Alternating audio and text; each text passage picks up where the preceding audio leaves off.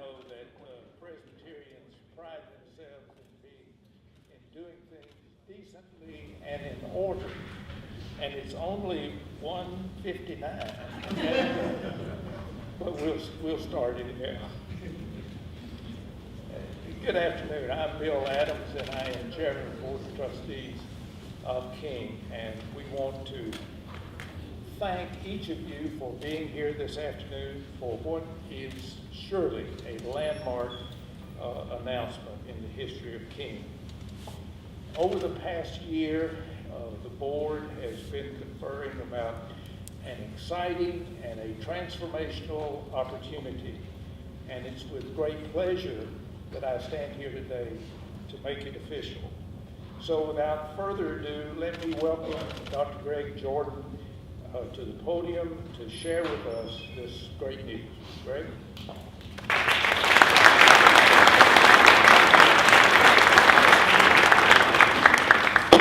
Well, good afternoon to everyone. It's good to see you, and we very much appreciate your presence here.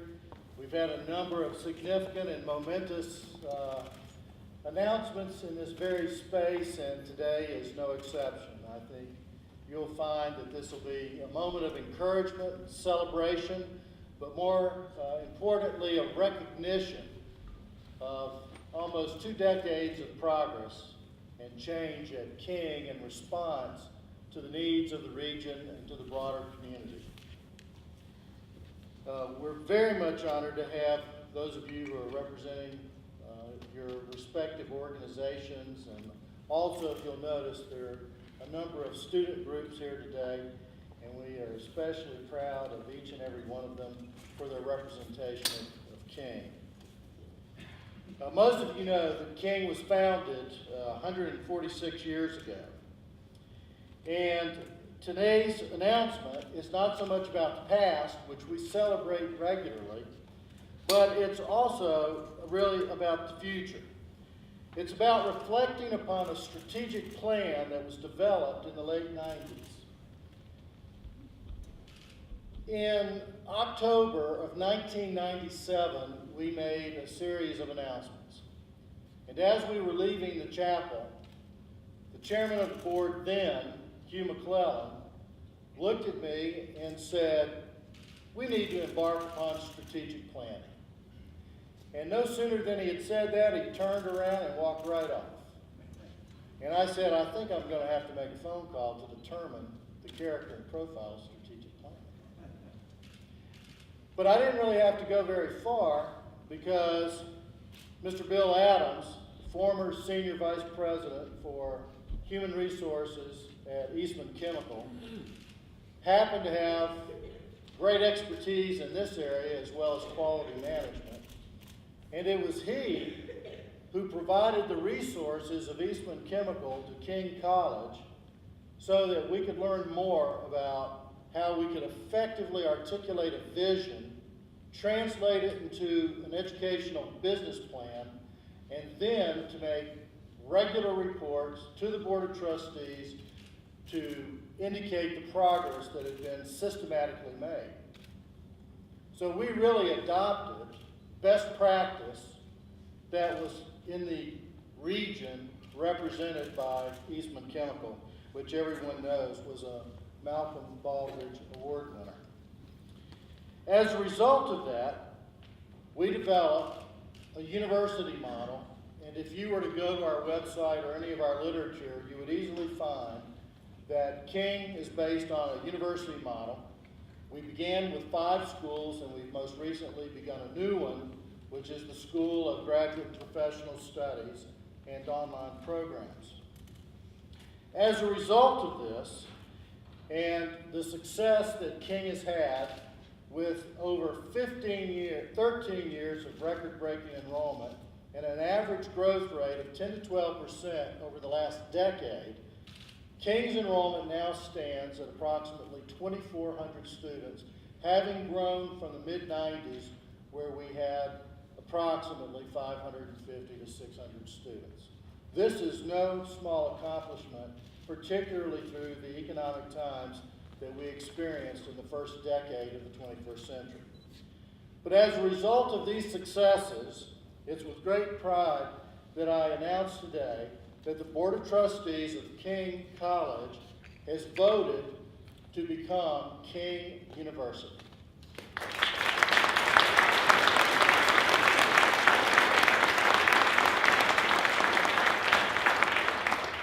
King will adopt this nomenclature officially as a doing business set of language on June the 1st, but I think you'll find a lot of individuals will start referring to us as King University immediately. We have had some very nice meetings with faculty and staff earlier today. It's been received quite warmly, and we're very, very excited about it. One of the things that I want to run through a series of, I would say, affirming experiences that we've had over the last number of years that I think will reiterate the need for us to make this transition. We have always had as a part of our mission since 1867 to make a difference in other people's lives, to do something rather than to talk about something. And so one of the things that King has done is it intentionally set upon a strategic plan which it systematically executed. It's conducted 2 capital campaigns, one for $15 million and one in excess of $50 million. King has doubled the size of this campus. King has tripled the size of its endowment. Since 2007, we have doubled the enrollment of King. We have transferred from the NAIA to the NCAA. There are several groups here today that have competed not only on the regional level, but the national level, and our women's wrestling program has competed successfully on a global level. King continues to reach out and has a global presence. And we have some very significant alumni, including Catherine Patterson, whom you'll know from the Bridge of Terabithia. You'll know, of course, Mike Helton, the president of NASCAR. The first female physics professor at Wheaton College in Chicago, Illinois, Heather Whitney, did her work here and at the University of Tennessee. We've had a wonderful relationship with the program at Oak Ridge over the years, and I recently met the director of that program, and as soon as we shook hands, he immediately acknowledged the significant contributions that King has made through their graduate students and their participation in those programs. We also have a very wonderful person whom we've never really spoken about to any great extent by the name of Alex Lahosky, who is a senior scientist with NASA, who has actually been responsible for managing experiments on the shuttle. All of these things have led to our graduates becoming physicians and scientists, researchers, CEOs, accountants, teachers, nurses, attorneys, and more in their communities. So you might also be asking, well, are there other reasons why King might be interested in adopting King University? And the answer to that question is, well, yes. We are very much committed to migrating to academic platforms and programs that are appropriate for the 21st century. Very quickly, and in a very deliberate fashion, we have moved to graduate professional studies over the last decades. We now have more students serving the needs of the region for adult education than ever before, and our online program, which is recently launched, is already accumulated almost half as much in 2 years as the GPS program in 10 years. A recent presentation by Diana Oblinger, who is the president of EDUCAUSE, someone who's quite significant in higher education and talks regularly about technology, is talking about the tremendous groundswell and transformation of higher education through online learning. Changes are coming. There are significant factors in our country that are going to cause the face of higher education to change, and King College is on the forefront of that change, and King College is a leader in that change. In fact, several of our faculty and staff attended the Sloan Consortium Conference in Florida most recently, which is made up of major public universities and some private universities. King is one of the few schools in the United States that has actually adopted a policy and a program on strategically on online learning into its strategic plan, which is an exception throughout the country. So King is taking great steps to move forward, to lead, and we think that the nomenclature of King University is most appropriate. So today, the King College of Arts and Sciences is the foundation stone of King University, along with the King School of Nursing, the School of Business, the School of Education, the School of Graduate and Professional Studies and Online Program, and of course the Peake School of Christian Mission, honoring Catherine Peake, a translator of the New Testament. So we are very pleased that we are serving the region now in 13 locations, from essentially Roanoke all the way to Knoxville. You may find it interesting that there are students who actually drive from Nashville to attend our classes in the Hardin Valley campus that we have in Knoxville, Tennessee. One of the initiatives that we've developed just this past year is the development of several institutes. Everyone knows about the Bigner Institute, and I think I saw Dale Brown here, and he is the director of the Bigner Institute. Regionally, I think there's great appreciation for Frederick Bigner. Nationally, he is a figure that inspires a wide range of readers. And it is remarkable that we've been able to cultivate the Bigner Institute and secure such national acclaim.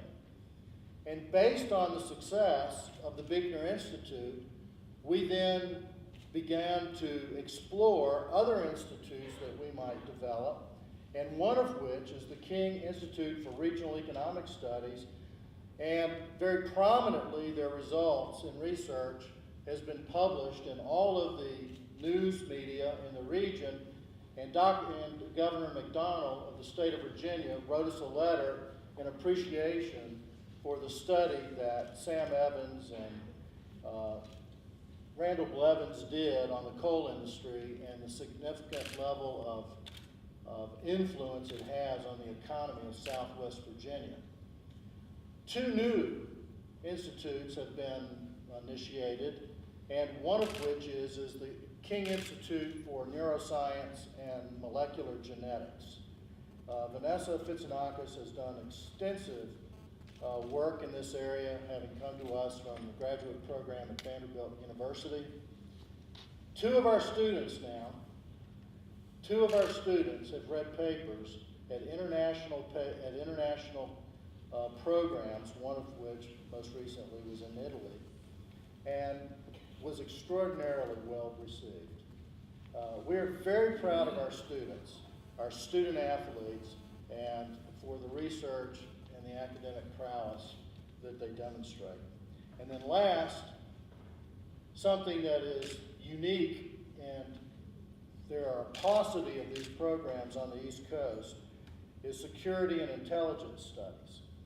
And Joseph Fitzinakis brings a great deal of expertise in Cold War espionage and intelligence tactics, and has done a fabulous job of developing this program. And it reiterates the vertical integration between student-faculty research, student-student shared research, presentations and group analysis, teamwork, and of course lecture. We have very intentionally developed learning styles and pedagogical styles that are appropriate for the 21st century, that incorporate technology strategically and judiciously. And this too, I think, is representative of our effort to become King University. So, why else? Well, years ago, as you know, King was acknowledged as one of the top liberal arts colleges in the United States of America. The same group in which, of course, Williams and Amherst and others are included. That group was determined by the Carnegie Foundation for the Advancement of Teaching, and in particular, their classification system. As a result of the strategic planning process that Mr. Adams helped us implement, and he and Eastman Chemical, the strategic nature of their participation cannot be underestimated. It has been terribly important in the development of King. And as we progressed from the liberal arts college and we migrated to a comprehensive baccalaureate college, to a comprehensive master's college, and then most recently recognized by Carnegie as a master's level comprehensive university, U.S. News uses the classification system of Carnegie in order to determine its rankings. And I think it's for 23 consecutive years King has been in U.S. News and World Report recognized for its superior academic program. It now includes King in that category of best regional university in the Southeast. And that is no small accomplishment on the part of the faculty and the staff, the Board of Trustees at King College. We are delighted to be in this position. I think sometimes people look at King and they go, man, it is absolutely marvelous, the level of success that they've had. But I also want to say that came as a direct result of the strategic, intelligent, capable, assiduous effort of the faculty and the staff of King College, of our coaches, our intercollegiate athletic program, of our Board of Trustees, and of partnering with this region. King is a school that doesn't just talk about doing things. King is a university that embarks upon it and implements it. We were one of the very first, in fact, I think we were the first institution to offer a baccalaureate degree in downtown Kingsport. And behind the scenes, King was a catalyst for the development of the Kingsport Center for Higher Education. King, when it saw that there was a shortage of nurses in this region, developed, with the leadership of Dr. Joanne Quinn, who is here today, we began a nursing program that helped the Wellmont Health System as well as Mountain States Health Alliance and others avoid the nursing shortage that was felt regionally. King, when it saw that there was a physician shortage, in this very room announced that it would too help address that issue, partnering with the region, and now has handed over the project to an independent board in Virginia, upon which Mr. Adams and other trustees sit, but for which Tarek Zaidi, who is now interim president and COO, is responsible, along with Delegate Terry Kilgore. King has continued to partner with corporate entities in this region to develop workforce and to create people with a special skill set and qualifications to enhance the economic development of our region. So we want to continue to be a partner. We think King University is the right venue and the context in which that can occur. And it is with great pleasure that I say today, we will from henceforth be known as King University. We will, as we always do, we celebrate our past, and King College will be the King College of Arts and Sciences. And I want to thank all of the faculty and the staff. There are some people who have been very strategically involved in King's development, and they know who they are. I won't cite their names, but I want to thank you very much for the job well done.